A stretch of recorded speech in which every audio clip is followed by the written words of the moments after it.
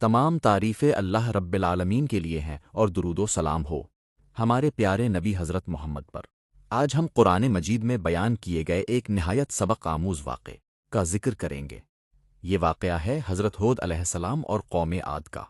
یہ وہ قوم تھی جسے اللہ تعالیٰ نے غیر معمولی طاقت، جسمانی قوت اور دنیاوی وسائل عطا کیے تھے، لیکن طاقت اور خوشحالی نے انہیں اللہ کی اطاعت کے بجائے غرور اور سرکشی میں مبتلا کر دیا۔ قوم عاد حضرت نوح علیہ السلام کے بعد آنے والی ایک طاقتور قوم تھی۔ اللہ تعالیٰ نے انہیں زمین میں قوت عطا کی، ان کے جسموں اور قد و قامت میں وسعت دی، باغات اور چشمے عطا کیے، مال اور اولاد سے نوازا، لیکن ان نعمتوں کے باوجود انہوں نے اپنے رب کو بھلا دیا۔ وہ بتوں کی عبادت کرنے لگے اور اپنے آباء و اجداد کے طریقے کو حق سمجھنے لگے۔ اسی قوم کی طرف اللہ تعالیٰ نے انہی میں سے ایک عظیم رسول کو بھیجا، وہ تھے حضرت ہود علیہ السلام۔ حضرت ہود علیہ السلام نے اپنی قوم سے نہایت محبت اور خیر خواہی کے ساتھ فرمایا، اے میری قوم، صرف اللہ کی عبادت کرو، اس کے سوا تمہارا کوئی معبود نہیں۔ انہوں نے اپنی قوم کو سمجھایا کہ میں تم سے اس دعوت کے بدلے کسی مال یا اجرت کا مطالبہ نہیں کرتا، میرا اجر صرف اللہ کے ذمہ ہے۔ میں تمہاری بھلائی چاہتا ہوں اور تمہیں اس عذاب سے بچانا چاہتا ہوں جو اللہ کی نافرمانی کے نتیجے میں آ سکتا ہے۔ حضرت ہود علیہ السلام نے اپنی قوم کو یہ بھی فرمایا کہ اپنے رب سے بخشش مانگو اور اس کی طرف توبہ کرو۔ اگر تم ایسا کرو گے تو اللہ تعالیٰ تم پر آسمان سے خوب بارش برسائے گا، تمہاری قوت میں مزید قوت پیدا کرے گا اور تمہیں اپنی نعمتوں سے نوازے گا۔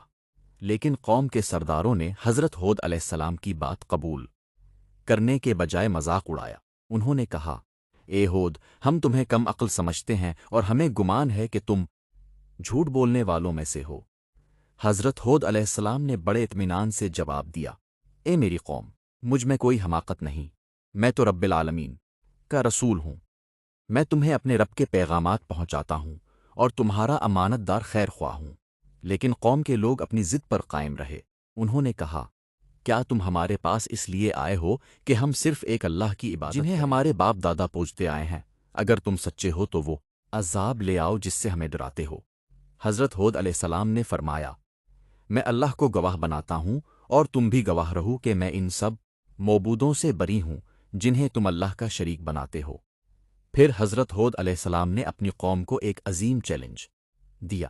آپ نے فرمایا، تم سب مل کر میرے خلاف جو تدبیر کرنا چاہتے ہو کر لو، مجھے ذرا بھی مہلت نہ دو۔ میں نے اللہ پر بھروسہ کیا ہے جو میرا بھی رب ہے اور تمہارا بھی رب ہے۔ یہ حضرت ہود علیہ السلام کا اللہ پر کامل توکل تھا۔ انہیں اپنی قوم کی طاقت کا خوف نہیں تھا، کیونکہ ان کا یقین تھا کہ اصل طاقت صرف اللہ تعالیٰ کے پاس ہے۔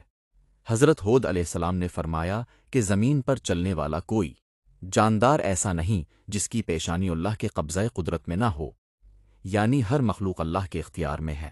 لہٰذا جو شخص اللہ پر بھروسہ کر لے، اسے مخلوق کی طاقت سے خوف زدہ ہونے کی ضرورت نہیں۔ لیکن قوم عاد نے پھر بھی اپنے رسول کی بات نہ مانی۔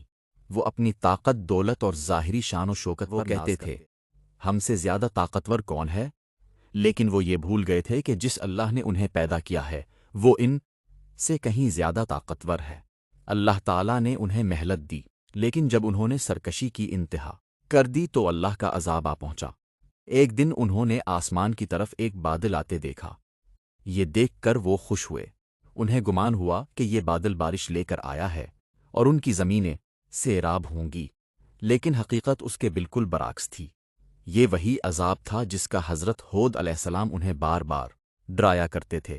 وہ بادل بارش نہیں بلکہ عذاب بھری ہوا لے کر آیا تھا۔ اللہ تعالیٰ نے قوم عاد پر ایک سخت اور تباہ کن ہوا مسلط کر دی۔ یہ ہوا اتنی شدید تھی کہ جو چیز اس کی زد میں آتی اسے تہس نحس کر دیتی۔ قرآن مجید میں اس عذاب کا ذکر مختلف مقامات پر کیا گیا ہے۔ سورۃ الحاقہ میں اللہ تعالیٰ فرماتا ہے کہ قوم عاد کو ایک نہایت تیز و تند ہوا کے ذریعے ہلاک کیا گیا، جو مسلسل کئی دن اور راتیں ان پر مسلط رہی۔ لوگ زمین پر اس طرح گرتے تھے جیسے کھجور کے کھوکھلے تنے ہوں۔ وہ قوم جسے اپنی طاقت پر ناز تھا، آج بے بس ہو چکی تھی۔